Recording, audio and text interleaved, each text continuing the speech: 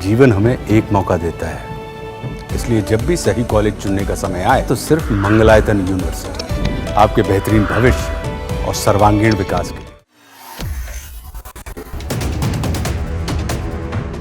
वक्फ की जमीनों को लेकर देश की संसद ने नया कानून बना दिया है। एक और जहां कांग्रेस समेत विपक्षी दल वक्फ संशोधन कानून का विरोध कर रहे हैं, तो वहीं एनडीए में शामिल दल इस बिल के समर्थन में अपनी राय रख रहे हैं और इसे मुसलमानों के हित में बता रहे हैं। केंद्रीय मंत्री और राष्ट्रीय लोकदल के नेता जयंत चौधरी ने भी इसको लेकर बयान दिया है।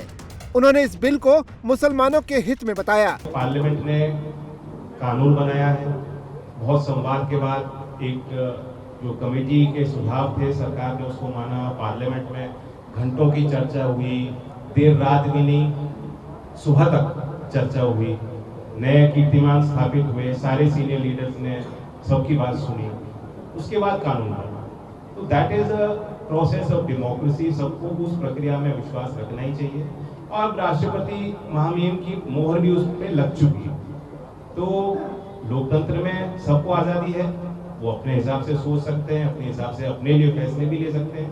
लेकिन मैं अपील करता हूँ, महमूद मदनी साहब भी एक सीनियर समझदार नेता हैं और वे जनहित को भी समझते हैं, तो ऐसे में कोई भी उत्तेजनाजनक बातें ना कहें। समय लगेगा, कॉम्प्लेक्स कानून है, बहुत लोगों को डराया गया कि सभी जो मुसलमान साथी हैं उनकी संपत्ति खतरे में आ गई है, जबकि ऐसा नहीं है। उसको सिक्योर करने के लिए कानून बना है। जयंत चौधरी ने विपक्ष पर निशाना साधते हुए मुसलमानों से अपील की है कि वक्फ संशोधन कानून 2025 को लेकर किसी उत्तेजना में फैसला न लें। लोगों को इस कानून को लेकर भड़काया जा रहा है।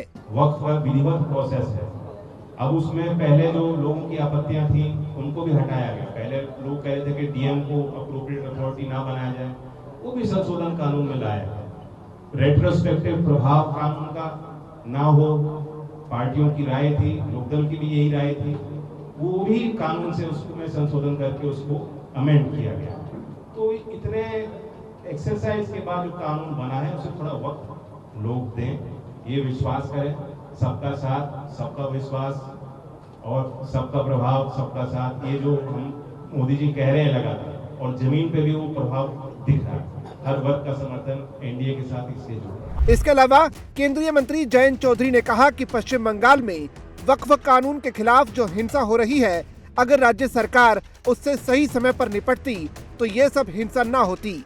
इससे साफ होता है कि उनको राज्य सरकार की शह मिली हुई है। देखिए, वेस्ट बंगाल में जो हिंसा हो रही है, क्यों लोगों को उकसाया गया, क्यों सड़क पर लाया गया, कैसे प्रेरित किया। कभी कभी हमने देखा इस तरह के जब आंदोलन, सामाजिक एक विस्फोट होते हैं, आंदोलन भी नहीं हो, विस्फोट है, तो अगर उनको सरकार सही टाइम पे टैकल करे तो क्षति ना हो, नुकसान ना हो, जो जान को खतरा है, वहाँ के रेजिडेंट्स की संपत्ति का नुकसान हुआ है, सरकारी संपत्ति का नुकसान हुआ है, ये सब इसलिए संभव है कि राज्य सरकार की उसमें कुछ ना कुछ शय है। वैसे आपको बता दें कि वक्फ कानून के खिलाफ विपक्षी पार्टियों समेत तमाम मुस्लिम संगठनों ने सुप्रीम कोर्ट में भी अपील की है। वक्फ कानून के खिलाफ करीब 20 याचिकाएं सुप्रीम कोर्ट में दाखिल की गई हैं, जिस पर 16 अप्रैल को सुप्रीम कोर्ट के 3 जजों की एक बेंच सुनवाई करेगी।